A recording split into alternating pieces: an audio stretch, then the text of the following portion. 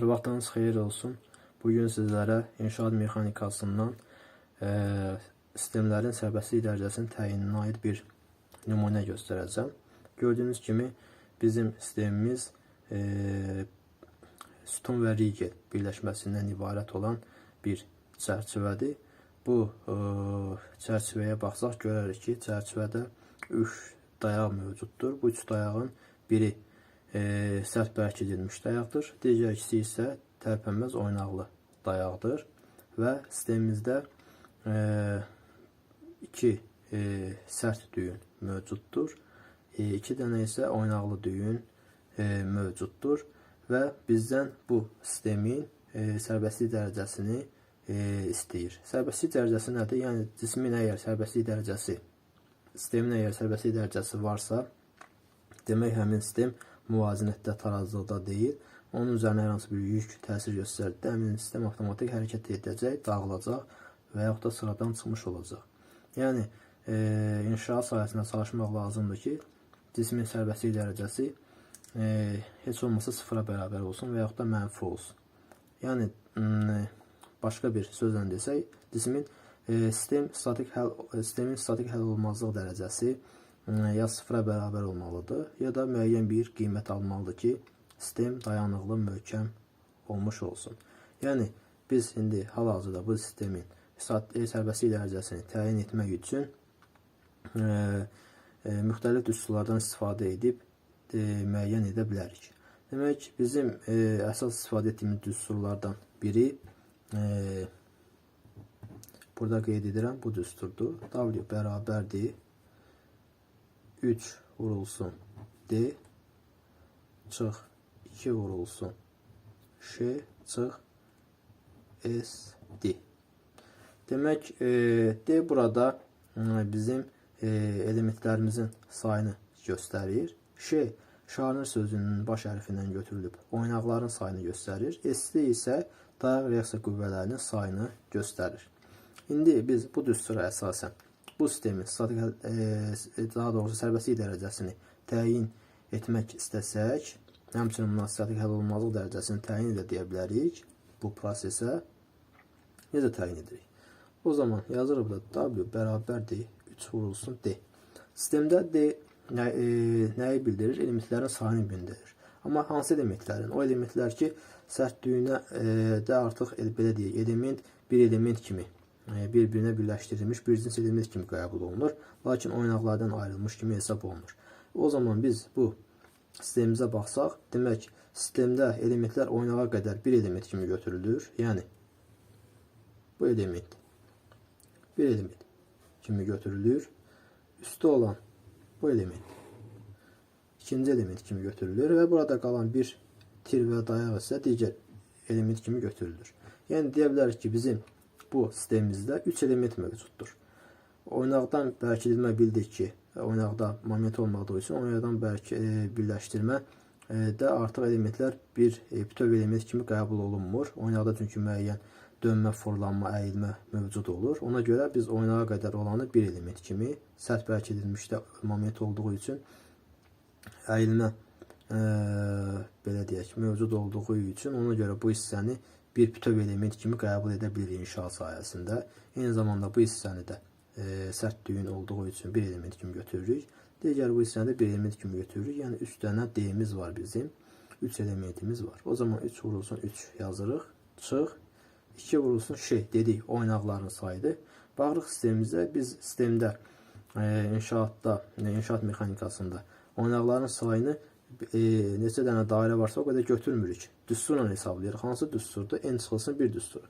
Məsələn, N çıxılsın 1 ilə baxsaq, N burada oynağa birləşdirilmiş, oynaqdan keçən, oynaqla kəsişən elementlərin sayıdır. N çıxılsın 1-dir daha doğrusu. N çıxılsın 1. Demək, oynaqda neçə element kəsişir? 2 element. 1 element, 2 element. O zaman N-in yerinə 2 qoysaq, 2 çıxılsın 1, 1. Deməli, burada 1 oynaq mövcuddur. Burada eyni düsturu tətbiq etsək, bu oynağa N çıxılsın 1 ilə bərabərdir. Demək, görürük ki, oynaqda neçə element kəsişir? 1, 2, 3. O zaman 3 çıxılsın 1, 3 çıxılsın 1 bərabərdir 2 olacaqdır. Qoy buradan yazım ki, çıxılsın 1, 2 olacaqdır.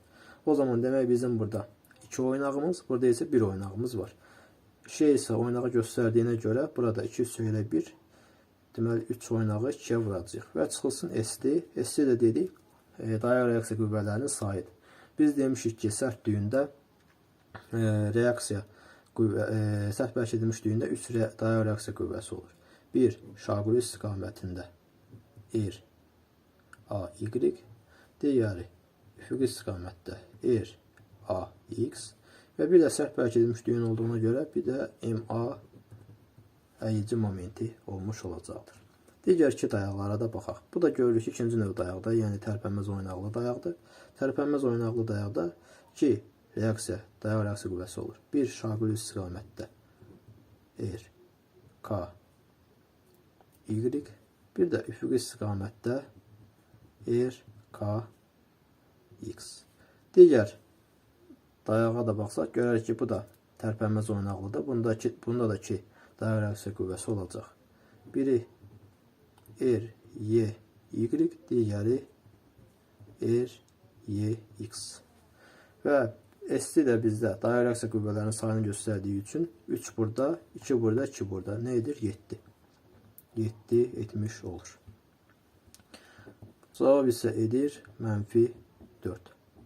Və bizim bu sistemin sərbəstlik dərəcəsi W -4-ə bərabər oldu. Yəni biz çalışmalıyıq ki, inşaat sahəsində, inşaat mexanikasında sistemimiz müvazinətli olması üçün bizim W-muz hər zaman ya 0 ya da 0-dan kiçik qiymət alsın ki, biz artıq bilək ki, bizim sistemimiz müvazinətdədir, tarazlıqdadır. Ona yük tətbiq etdikdə sistem dağılmaz, sıradan çıxmaz. Demək, bizim bu sistemimiz nədir? Sərtdir, dayanıqlıdır, möhkəmdir. 4 dəfə statik həll olmayandır. 4 dəfə statik həll olmayandır. Bizim digər bir ikinci geniş istifadə olunan bir düsturumuz da var ki, bu belə deyək, sistemi həmin düsturla da hesablamaq mümkündür. İndi həmin düsturu göstərəcəm sizə. Demək, bu da ikinci bir düstur olsun. Düstur belə yazılır, L bərabərdir.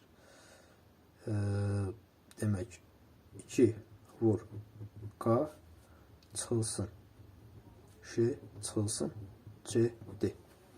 Demək, bu düsturda K qapalı konturların sayını göstərir. Konturun baş hərfi olaraq götürülüb. Ş, bayaqki düsturda olduğu kimi şanir sözünün baş hərfindən götürüb oynaq deməkdir. CD isə çatışmayan dayaqdır. Baş hərfləri götürüb çatışmayan dayaq yadda qalması üçün belə yazılır. İndi bu düsturla biz bu sistemimizi həll edək. Demək, yazaq burada. L bərabərdir 2 vurulsun. K dedi qapalı kontur. Qapalı kontur dedikdə qapalı sahə nəzərdə tutulur. Baxırıq sistemimizdə neçə qapalı sahə var. Demək, bir qapalı sahə, bunu qoy qırmızı nə edim ki, qarışdırmayasınız. Baxın, bir qapalı sahə, görürsünüzmü? Kvadratın içərisindədir. Bu da ikinci bir qapalı sahə götürülür. Çünki, belə deyək, qapalı sahənin bu tərəfi düzbucaqlığın bu tərəfi açıq olmasına baxmayaraq görürük ki, hər iki ucunda dayaq var. O zaman bu da qapalı sahə götürülmüş olur. Hər iki ucunda dayaq varsa. Digər bir üçüncü sahə isə budur. Sual yaranır bilər ki, bu qapalı sahə deyil, belə deyək, düzbucaqlığının iki tərəfə bağlıdır, iki tərəfə açıqdır. Amma iki tərəfə açıq olsa belə hər iki ucunda dayaq var. O zaman bu da qapalı sahə hesab olunur. Demək, bizim bu sistemimizdə neçə qapalı kontur var? 3 qapalı kontur var. O zaman biz yaza bilərik ki, K-nın yerinə 3. Çıxılsın Ş. Ş nədir? Oynaqların sayıdır. Biz oynaqların sayını tapmışdıq. Neçə dənə oynağımız var sistemdə? Bir dənə burada idi, 2 dənə burada idi. Ş-nin yerinə 3 yazırıq. CD isə çalışmayan dayaq reaksiya qüvvələridir. Baxırıq sistemimizdə bir dayaqda maksimum neçə dənə dayaq reaksiya qüvvəsi olar? Maksimum 3 dənə. Baxırıq bu dayağa görürük 3 dənə dayaq reaksiya qüvvəsi var. RAY, RAX, MA. Sonra baxırıq bu dayağa, K dayağına. Görürük ki, maksimum 3 dənə olmalıdır, amma bunda ikisi var. Neçəsi yoxdur? Biri yoxdur.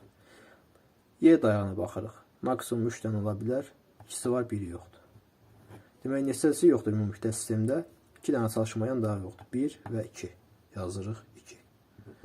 Və cavab olur nə? 4. Demək, biz yenə 4 tapdıq. Demək, bu düstur statik həll olmazlıq dərəcəsinin düsturudur. Bu isə sərbəstlik dərəcəsinin düsturudur.